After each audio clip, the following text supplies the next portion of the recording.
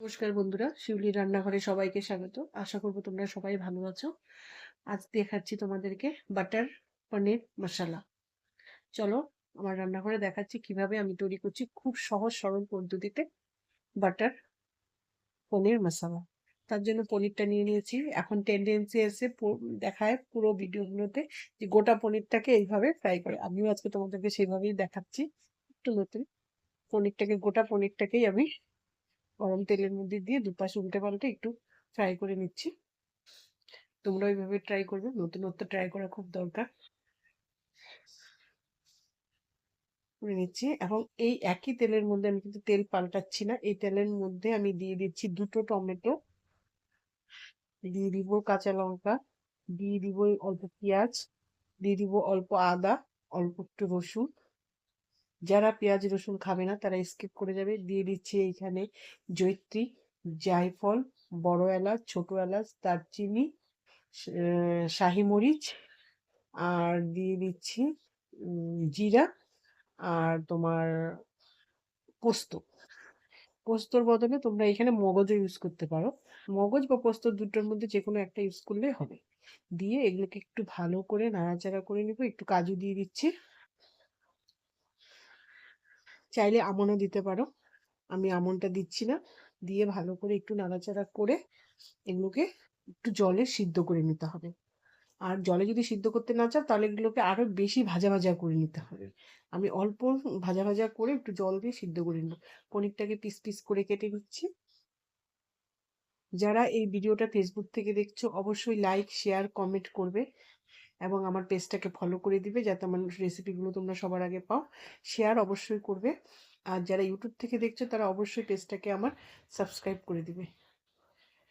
চলো দেখো কীভাবে বানাচ্ছি। পুরো ভিডিওটা দেখো ফার্স্ট থেকে লাস্ট পর্যন্ত, কোনো স্কিপ করবে না, তাহলে বুঝতে পারবে। একদম ইজি প্রসেসে দেখাচ্ছি, রেস্টুরেন্টের মতো টেস্ট আসবে কিন্তু।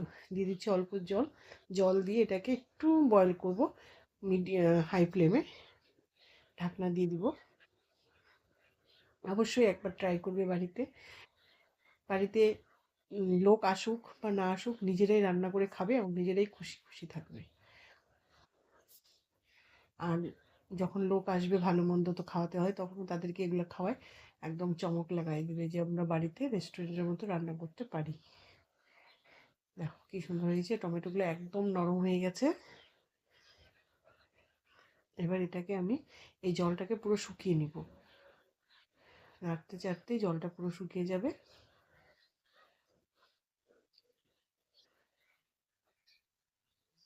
আর যদি তুমি কড়াইতে সার্ভ করো তাহলে এটা হয়ে যাবে কড়াই পনির। আর এর মধ্যে যদি মটর দিয়ে দাও তাহলে হয়ে যাবে মটর পনির। ধরনটা একই রকম থাকে, একটু 19-20 হয়ে যায় আর কিচ্ছু না। শাইনিং ভাব আসার জন্য একটু অয়েল বেশি ইউজ করতে হয়, একটু বাটার ইউজ করতে হয়, শাইনিং ভাবটা চলে আসে। একটু তেল দিয়ে দিচ্ছি একই কড়াইতে।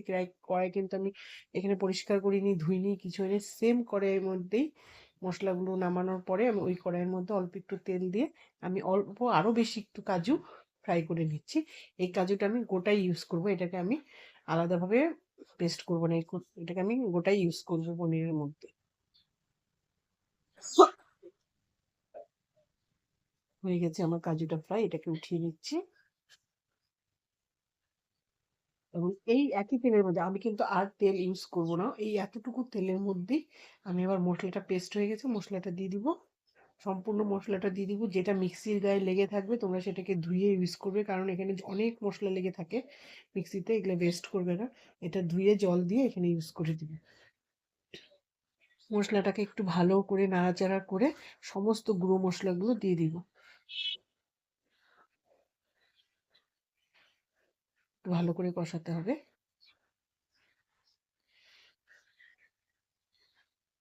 গুঁড়ো মশলার মধ্যে হলুদ, লবণ, লাল লঙ্কার গুঁড়ো এবং কাশ্মীরি লঙ্কার গুঁড়ো দিয়ে দিচ্ছি। দিয়ে আর একটু ভালো করে নাড়াচাড়া করে নিচ্ছি। জল দিবে না। যদি জল দিতে হয় বা গ্রেভিটা একটু পাতলা করতে হয় তাহলে লিকুইড দুধ ইউজ করবে, কিন্তু জল দিবে না। জল দিলে টেস্টটা ভালো হয় না।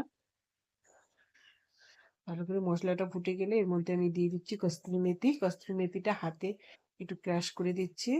আর দিয়ে দিব সামান্য চিনি।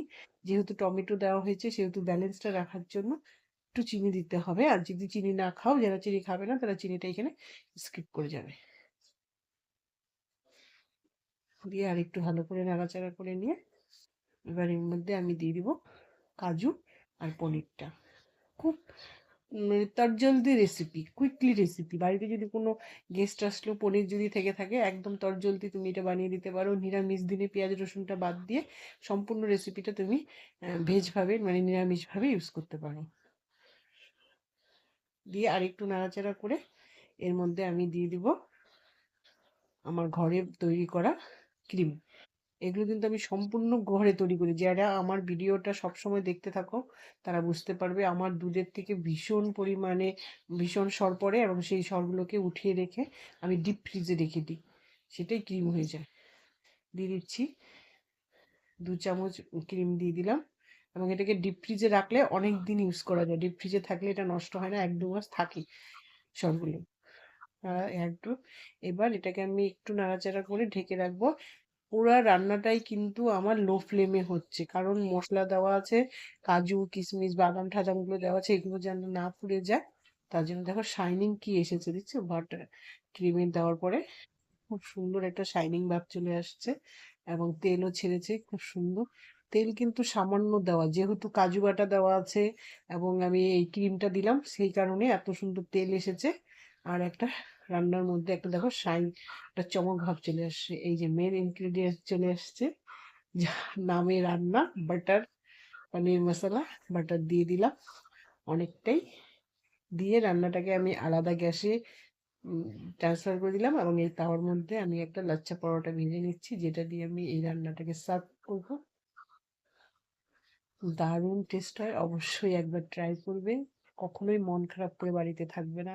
মন খারাপ লাগলে নতুন নতুন রান্নার রেসিপি ট্রাই করবে, খাবে, খাওয়াবে এবং খুশি থাকবে। আমার এই যে দেখো, লাচ্ছা পরোটাটা নিয়ে নিয়েছি আর পনিরটা নিয়ে নিয়েছি।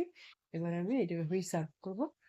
অবশ্যই একবার ট্রাই করবে, ভালো থাকবে, সুস্থ থাকবে, এবং সব সময় চেষ্টা করবে নিজেকে খুশি রাখা। নিজেকে খুশি রাখাটা খুব দরকার।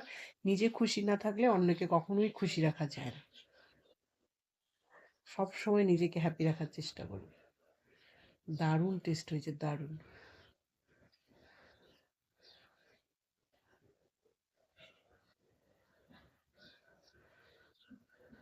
একবার অবশ্যই সবাই ট্রাই করবে। আজ তাহলে এখানেই রাখি। নমস্কার, বাই বাই। সবাই সুস্থ থাকবে, সাবধানে থাকবে, ভালো থাকবে। কমেন্ট, লাইক, শেয়ার অবশ্যই করবে, এবং কমেন্ট করে জানাবে যে কেমন হয়েছে। আজ তাহলে রাখি।